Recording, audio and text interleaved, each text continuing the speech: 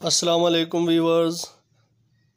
आज मैं आपको बहुत ही बड़ी ज़बरदस्त ब्रेकिंग न्यूज़ देने जा रहा हूं, जो कि काफ़ी दिनों से कशमकश चल रही थी।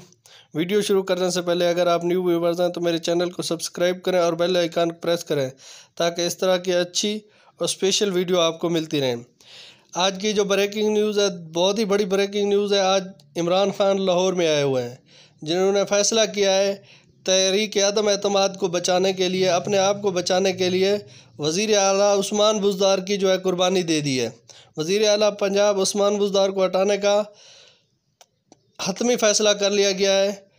कुछ ही देर के बाद वज़ीर आला उस्मान बुज़दार जो है इस्तीफ़ा दे देंगे और नए वज़ीर आला के लिए 5 रुकनी कमेटी बना दी गई है। ये पंजाब में बहुत बड़ी तब्दीली आई है, जो कि इमरान खान ख़ुद को तहरीक अदम एतमाद से बचाने के लिए वज़ीर आला उस्मान बुज़दार की कुर्बानी दे दी है।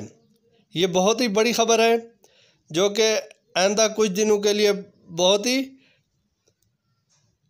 अच्छी ख़बरें भी आ सकती हैं और